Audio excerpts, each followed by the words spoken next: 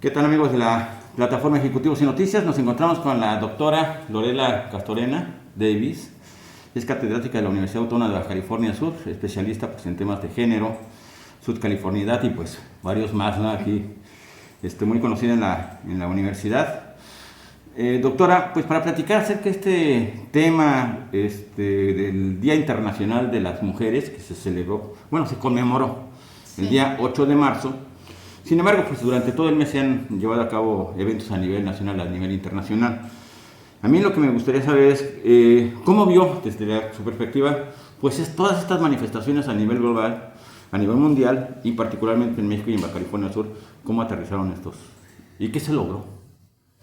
Mira, es muy interesante el proceso por el cual atraviesa el movimiento feminista contemporáneo.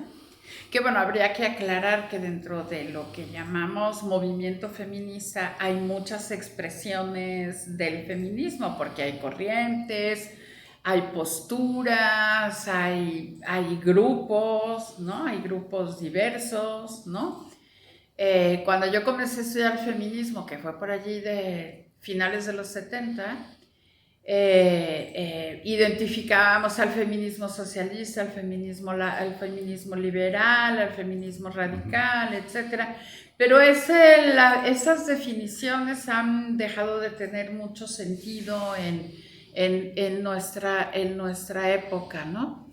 Hoy hablaríamos más bien de un feminismo de carácter institucional, que es un feminismo más de tipo liberal, que ha sido de alguna manera asumido por las instituciones públicas, fundamentalmente, no necesariamente por las instituciones privadas, pero sí por las instituciones públicas que se han dado a la tarea de diseñar políticas públicas, crear institutos, etcétera. Esa es como una parte, ¿no? Que es donde se diseñan las estrategias y las acciones públicas con perspectiva de género, ¿no?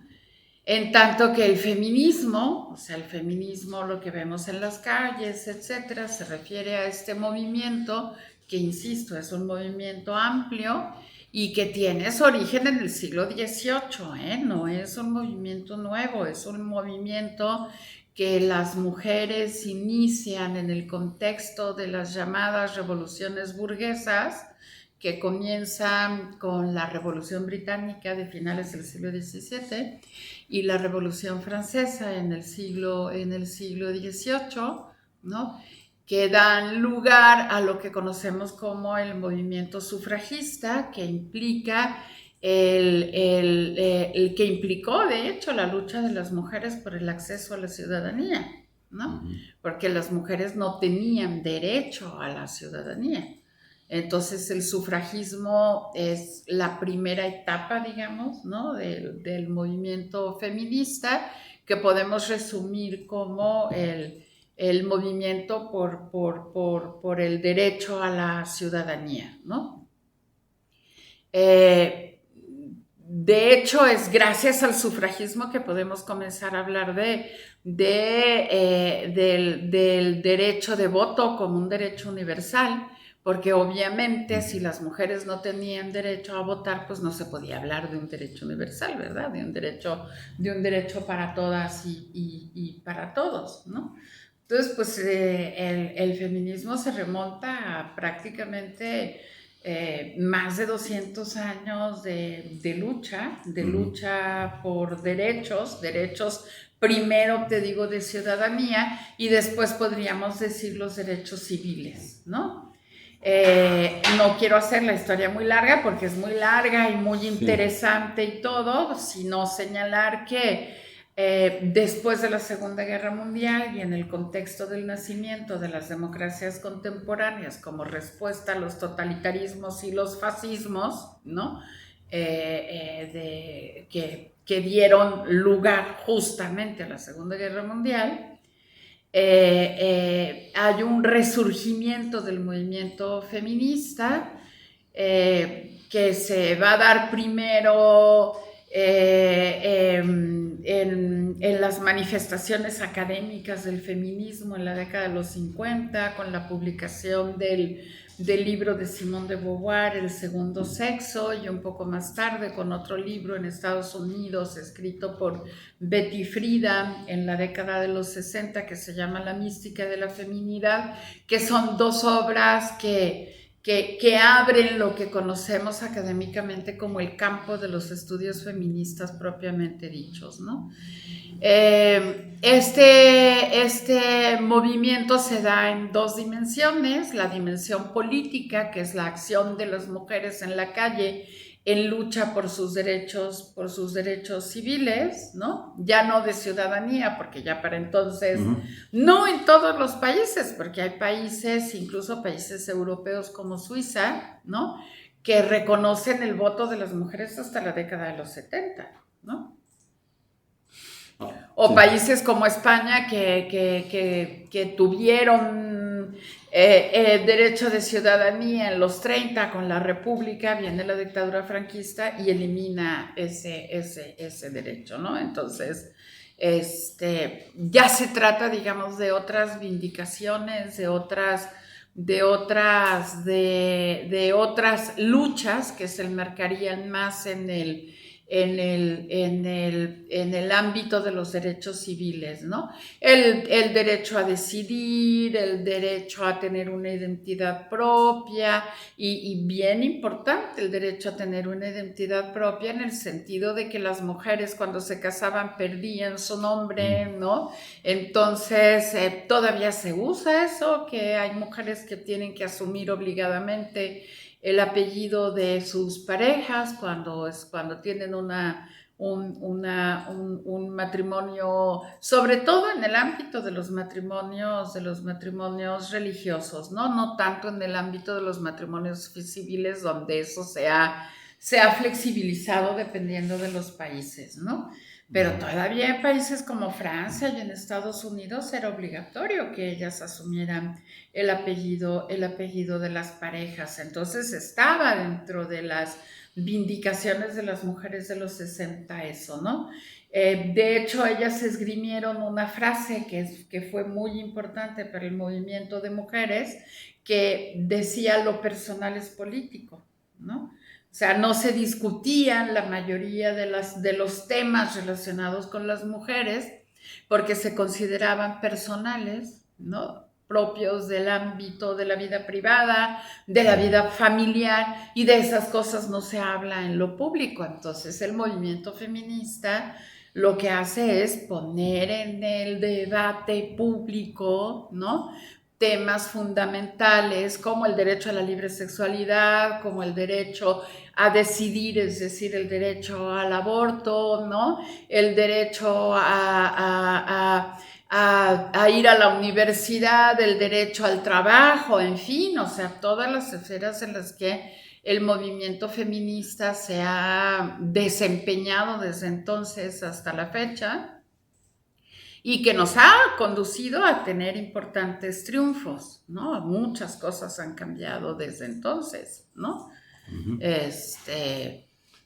Ya nadie cuestiona que las mujeres entremos a las universidades. De hecho, en las universidades ha habido un paulatino proceso de feminización del estudiantado, ¿no?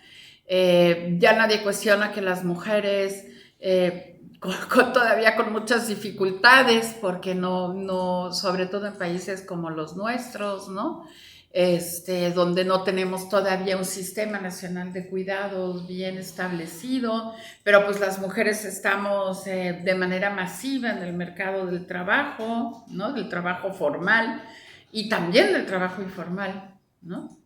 Independientemente de que tengamos o no una relación de pareja, independientemente de que tengamos o no hijos e hijas, ¿no? Acceso al trabajo, igualdad de salarios, el reconocimiento a la dignidad, al derecho a tener una vida digna, que pasa por el derecho al trabajo y un salario digno, pero también pasa por el reconocimiento de que las mujeres tenemos derecho a vivir una vida libre de violencia. Doctora, ¿No? todo eso que nos acaba de mencionar, de hecho, ya está plasmado en las leyes. Sí, ya Sin embargo, todo eso. una cosa Eso es que fue esté, gracias al movimiento de así es, mujeres. y que ya está en la ley. Exacto. Pero de la ley a la aplicación de la ley y que eso se cumpla, pues creo que todavía falta, ¿no? ¿O cómo lo ve usted? Faltan algunas cosas. A mí no me gusta ser tampoco tan tajante y decir, no hemos avanzado, porque no es cierto, es falso. Si no hubiésemos avanzado, no estaríamos hablando tú y yo aquí, ¿no? O sea, no estaría yo en esta universidad trabajando, ni tendría un doctorado, o sea, no. O sea, sí hemos avanzado tanto que no tenemos que estar peleando por aquellas cosas que nuestras compas de años anteriores e incluso del siglo pasado, algunas hasta dejaron la vida en esa lucha, ¿no? Ahora, Tenemos pendientes porque las sociedades evolucionan, las sociedades avanzan, las sociedades se transforman, cambian y también cambian nuestras exigencias. sí, ahora hay un tema que particularmente llamó la atención, y ha llamado la atención en los últimos años en las manifestaciones, que es el tema de la violencia. Sí. ¿No? Los feminicidios y el acoso sexual, el hostigamiento laboral, etc. ¿Es el principal reclamo ahorita en ese momento o hay otro? Pues es que, ¿por qué la violencia sigue siendo? Está en el debate público desde los 70, Está desde entonces. Hay países que han avanzado más que otros y hay países a los que les ha costado un poco más de trabajo, como en el nuestro, porque vivimos en una cultura profundamente machista, que sigue considerando que las mujeres somos inferiores y nos merecemos los maltratos por el solo hecho de ser mujeres. ¿Por qué se suscitan las experiencias o las expresiones de violencia contra las mujeres? ¿No? Porque no obedecemos los mandatos patriarcales, ¿no? O sea, los hombres no pueden soportar, los hombres violentos, no quiero decir con eso que todos los hombres somos iguales, porque de la misma manera que no todas las mujeres somos iguales, no todos los hombres son iguales, ¿no? También los hombres han cambiado, pero han cambiado menos de lo que hemos cambiado las mujeres, ¿no? O sea, no ha habido, digamos, como este proceso de transformación de sus masculinidades, ¿no? Ahora hablamos mucho de las masculinidades tóxicas, ¿no? La crítica a la masculinidad hegemónica, que es una masculinidad patriarcal, ¿no? Que les impone a los hombres ciertos mandatos que no han deconstruido y que también les afectan a ustedes los hombres. No solamente nos afectan a las mujeres, nada más que les afectan de una manera diferente, ¿no? Y entrarle a la reflexión de cómo transformar sus masculinidades tóxicas, machistas, etcétera, pues luego no está bien visto por los colectivos machines, ¿no? Ahora, en el debate se discute mucho el tema de que hay también hasta cierto punto colaboración de algunas mujeres en esa cultura machista o de no, es que claro, por supuesto, si no, no entenderías cómo es que ha sido tan exitoso el patriarcado. O sea, las mujeres fuimos durante mucho tiempo reproductoras del patriarcado y asumimos que nuestro rol estaba en el ámbito de la vida privada y la vida familiar. No puedes sostener un sistema, porque es un sistema de poder, de dominación, aunque sea simbólico como el patriarcado, durante milenios, sino es porque hay alguna compensación, ¿no? Digamos, ¿cuál habría sido para esas mujeres la compensación?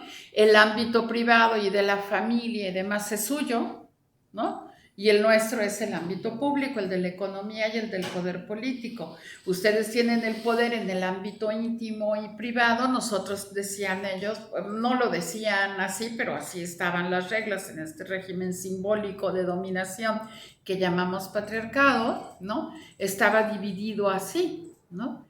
Cuando las mujeres decidimos, en el contexto de las revoluciones burguesas, cuando muchas cosas comienzan a cambiar en el mundo y comienzan a ascender las democracias, pues las mujeres también queremos formar parte de las democracias, no queremos formar parte de esa estructura tradicional que confinaba a las mujeres al ámbito de lo privado y a los hombres el reino de lo público, ¿no? Que pasa por el poder político y pasa también por el poder económico. Las mujeres no tenían derecho a heredar, no tenían derecho a tener, por lo tanto, a tener una fortuna propia, no se les pagaban salarios, los salarios de todas las mujeres trabajadoras se los pagaban a su padre, ¿no?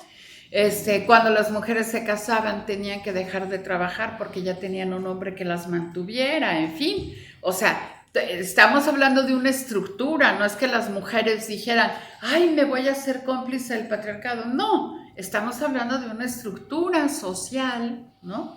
Que establecía roles y cuando estos roles se trastocan y las mujeres queremos ser ciudadanas, en igualdad de circunstancias con los hombres, comienzan los problemas.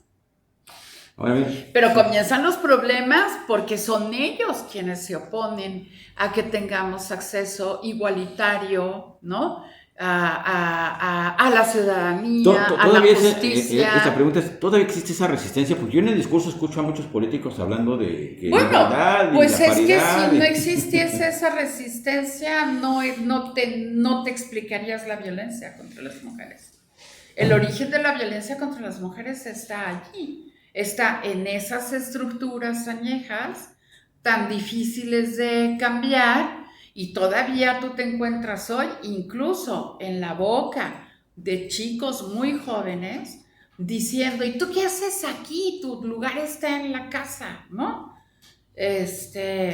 Y lo ves en redes, amenazando a las mujeres con matarlas y violarlas, ¿no? ¿Los medios de comunicación cómo contribuyen? Pues los medios de comunicación contribuyen a la reproducción de estereotipos y de roles. Tienen una enorme importancia, ¿no? Nada más date una vuelta por las telenovelas y vas a ver los roles y los estereotipos. Échale una miradita a los, ¿cómo se llama la serie esa que hacen de los milagros de la Virgen de no sé qué? Allí ves todos los roles, los estereotipos, ¿no? Difunden prejuicios. No, o sea, tienen una responsabilidad enorme, inmensa, que no han asumido seriamente, ¿no? El cuerpo de las mujeres convertido en mercancía, ¿no? Ideas como que las mujeres en la cabeza solo tenemos compras y trastes sucios, ¿no? En cambio, los hombres se dedican a las cosas importantes. Hemos ido cambiando, insisto, pero si hubiésemos cambiado del todo, no tendríamos violencia de género contra las mujeres. Así es. Ahora bien, ahorita acaba de comentar, doctora, que hay corrientes dentro del feminismo. Sí. Hay unas más radicales que otras.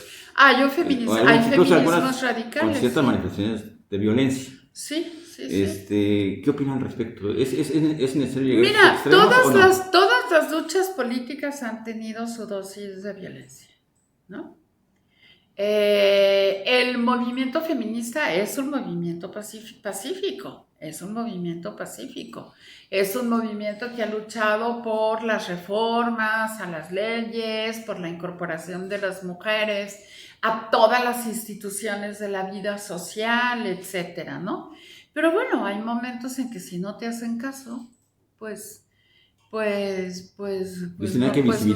no te queda otra más que pintar las calles, etcétera. Ahora, de allá a la destrucción, pues hay un trecho, ¿no? Hay un trecho, o sea, a mí me parece súper bien las pintas y todo, pero no estoy de acuerdo, aunque se diga, yo sé que esto luego no va a ser, que lo diga yo, no va a ser muy popular, ¿no? Pero cuando hablamos de patrimonio histórico y cultural, pues estamos hablando de un bien público, entendiendo por un bien público algo que nos pertenece a todos y a todas las mexicanas, ¿no? y los mexicanos no son paredes solamente, ¿no? Estamos hablando de patrimonios, ¿no? Pensando, por ejemplo, en la destrucción del patrimonio histórico, ¿no? Entiendo la rabia, por supuesto que la entiendo, y además la comparto. Comparto la rabia, la desesperación, etcétera, ¿no? La falta de justicia. Hay miles de mujeres, la mayoría muy jóvenes, desaparecidas, ¿no? La mayoría de los feminicidios ocurren sobre mujeres también jóvenes, ¿no? Pero hay que tomar en consideración una cosa que es muy importante. La mayoría de los feminicidios ocurren en el ámbito de lo privado y son perpetrados por las personas más cercanas a las víctimas. Léanse parejas, exparejas, exparejas de cualquier tipo, ¿no? En términos generales, quienes asesinan a las mujeres en el ámbito de lo privado son parejas. ¿No? Ahora, ¿se puede terminar con esto? Hablamos entonces del amor y de las relaciones de pareja y de las relaciones amorosas y sentimentales que establecemos, ¿no? Y cómo en los procesos de naturalización de la violencia vamos aceptando comportamientos violentos que nos parecen graciosos al principio, como los celos, como el control sobre tu ropa, como el control sobre tu teléfono, el control sobre tu computadora, el control sobre tus amistades, sobre tu forma de vestir. Vienen los gritos, vienen los empujones y después de los empujones vienen los golpes. ¿Y qué crees? Después de los golpes viene el feminicidio.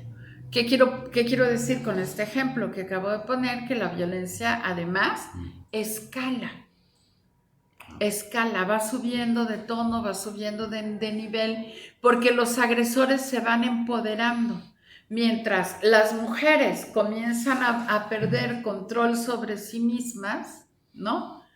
Y comienzan a ser víctimas de estas agresiones, comienzan a perder también voluntad, ¿no? Así funciona la dominación, también es una estructura mental, pero también es una estructura social.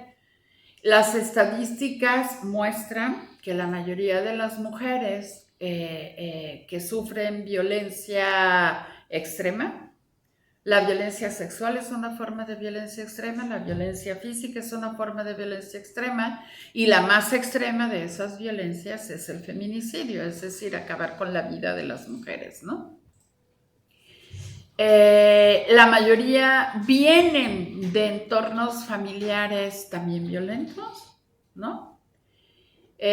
Han recibido poca ayuda para superar esa situación o han trabajado poco emocionalmente para superar esa situación, porque se requiere de hacer un trabajo emocional muy fuerte, muy intenso para salir de entornos familiares violentos, ¿no? O sea, de hecho, si tú educas a los niños y a las niñas con golpes y con gritos, ellos van a seguir educando con golpes y con gritos, ¿no? A menos que decidan cambiar el entorno. Y eso ocurre en muy pocos casos. Entonces, la violencia no solamente escala, sino que se reproduce y tiene un origen. Y el origen está en la violencia familiar, en la violencia que ocurre al interior de las familias, pero también en las violencias institucionales. Tú me decías qué rol juegan los medios, pues también los medios están violentando a las mujeres cuando transmiten estereotipos, ¿no? Cuando acusan a las mujeres de cosas horribles porque salen de noche o porque tienen un novio o dos novios o porque tienen un amante, en fin, entonces cuestionan su honorabilidad, ¿no? Y en fin, o sea, es una cadena, ahora sí que es una cadena sin fin de hechos, de acontecimientos que están todos dentro de estas estructuras de dominación, ¿no? que hace que las mujeres sean las víctimas favoritas del patriarcado. De hecho, el patriarcado existe porque victimiza a las mujeres y se resiste a dejar de victimizar a las mujeres, ¿no? Porque dejar de victimizar a las mujeres implicaría perder el control sobre la mitad de la población, que es lo que les está ocurriendo ahora. Todo este movimiento lo que muestra, ¿no?, es realmente vamos, digamos, ganando, ¿no? Porque además las manifestaciones cada vez son más grandes, ¿no? Cada vez hay chicas más jóvenes, más conscientes. El ciberfeminismo ha sido súper importante en este proceso de los últimos 25, 30 años para el movimiento feminista contemporáneo, que sin duda es el movimiento social y político más importante del siglo XXI. No hay otro con las dimensiones del feminismo en el mundo. No hay otro. Ni siquiera el ambientalismo. Bien, doctora. Vamos a ir a una pausa y ahorita vamos a regresar para cerrar esta entrevista. Soy los colores del atardecer, el canto del Golfo de California. Soy la historia que guarda nuestra identidad cultural, la libertad de nuestra gente, el renacer de las culturas, de las artes, las tradiciones, del misticismo. Volveremos a sentir, a revivir la historia, a engrandecer el amor por la paz. Yo soy la paz. Fiestas de Fundación 2022. Revivamos la tradición. Bien, estamos de regreso aquí con la doctora Lorela Castorena. Platicamos sobre este tema del feminismo y pues todo lo que se ha avanzado y lo que falta por avanzar, ¿no? Sí, falta con relación a la violencia. Pues es que si yo te digo que el origen de la violencia contra las mujeres está en el entorno familiar, ¿no? También el clima de violencia generalizada en el país contribuye. O sea, esto es muy, muy, muy importante porque si bien es cierto, 97, 98%, dependiendo del lugar en que nos encontremos, pero en promedio, las agresiones extremas contra mujeres ocurren en el ámbito privado de la familia y de las relaciones de pareja, ¿no? Tendríamos mucho que hablar de nuevas formas de relacionarnos, etcétera, ¿no? Porque fíjate, todos los feminicidas, confesos, ¿no?, han dicho, es que la maté porque si no es mía, no iba a ser de nadie. Ese es el principal argumento, ¿no? ¿Qué hay detrás de esa afirmación? Si no es mía, no es de nadie. Que las mujeres no somos personas, somos objetos. Y eso no es cierto, no somos objeto de nadie, no somos propiedad de nadie. Somos personas con derechos, ¿no? Y con el derecho a tomar la decisión de terminar con una relación de pareja que no es sana. Pues la mayoría de los feminicidios en el ámbito íntimo ocurren como resultado de rupturas, por ejemplo, ¿no? O sea, los hombres en lugar de decir, bueno, ya chale, pues sí, ¿no? O sea, ya nos separamos ni modo, se van allí metiendo en esta dinámica y se va a ir con otros y no sé, entonces las matan por eso, ¿no? Ahora, se ha incrementado el número de la violencia extrema contra las mujeres en el ámbito público, afortunadamente no mucho, ¿no? Estamos hablando de entre el 2, el 3 y dependiendo de la región, el 4% de los feminicidios ocurren en el ámbito público y son terribles, ¿no? De hecho, en términos de la criminalística, de la criminología, cuando la ves con perspectiva de género, cuando ves los asesinatos con perspectiva de género, pues se distingue fácilmente cuando un asesinato fue realizado por una pareja, hay al final como una suerte de acto de amor, ¿no? La entierran, la esconden abajo de la cama o la entierran en el patio de la casa o el tipo se suicida o quema la casa completa, ¿no? Digo, lo han hecho incluidos los hijos y las hijas, ¿no? Casos terribles. Pero cuando ocurren en el ámbito público, encuentras cosas espantosas, como pasó, por ejemplo, en el caso del campo algodonero en Ciudad Juárez, donde todos esos feminicidios quedó demostrado, ¿no? Ocurrieron en el ámbito público y los cuerpos de las mujeres fueron mutilados, cercenados, violentados sexualmente de manera tumultuaria, o sea, 4 o 5 violadores, o sea, cosas espantosas. Entonces, cuando los feminicidios ocurren en el ámbito público, son todavía peores, si es que se puede decir que hay algo peor a eso, ¿no? Son más violentos, más agresivos, las tiran en los basureros abajo de los puentes, ¿no? Por ejemplo, en el caso de las mujeres, que son casos que yo he reconstruido o que hemos reconstruido a través de la investigación, ¿no? Las mujeres que se meten al narcomenudeo, se involucran, ¿no? Con estos grupos, ¿no? Con estos grupos, ¿no? De narcotráfico o de cualquier otro tipo de tráfico ilegal de cosas, ¿no? Incluidos los cuerpos, ¿no? Porque, por ejemplo, la mayoría de las mujeres que desaparecen entran al mercado de la trata, ¿no? Entran al mercado contemporáneo de la esclavitud, que puede ser esclavitud laboral o esclavitud sexual. Y todas esas mujeres, que muchas son raptadas o robadas o secuestradas cuando son o adolescentes o muy jóvenes, ¿no? Luego las desechan, ¿no?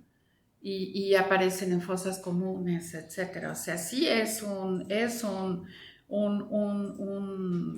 son verdaderamente historias de ¿no? terror, ¿no? O sea, me refiero a que prevalece porque Sí. uno escucha, ¿no? Que se denuncia y demás, pero hay mujeres Sí. que están atrapadas Sí, en estas redes de criminales. Sí. Y entonces... Y son las que van a aparecer luego tiradas abajo de un puente, mutiladas. Ahora, se puede llegar a terminar con esto con mayores penas. Se ha hablado incluso en estas manifestaciones de pena de muerte para violadores, para feminicidas. Yo estoy totalmente en contra de la pena de muerte. De hecho, yo estoy en contra de todo lo que implique un sistema punitivo radical, ¿no? Tenemos que impulsar mecanismos de transformación cultural, eso es lo que tenemos que hacer. Y eso es lo que se ha hecho en los países en los que se ha avanzado mucho sobre estos temas, ¿no? Pongo el ejemplo de Finlandia, pongo el ejemplo de Islandia, de Noruega, de Suecia, que son los más avanzados en estos campos, ¿no?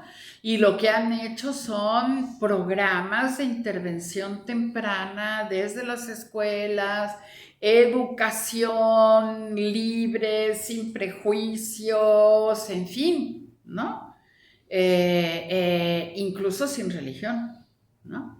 Las religiones difunden estereotipos y roles horribles para las mujeres y también para los hombres, ¿no?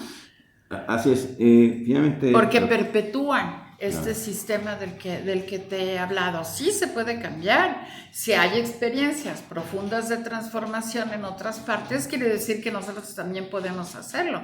Ese es el trabajo que estamos haciendo ahora en la universidad, por ejemplo, ¿no?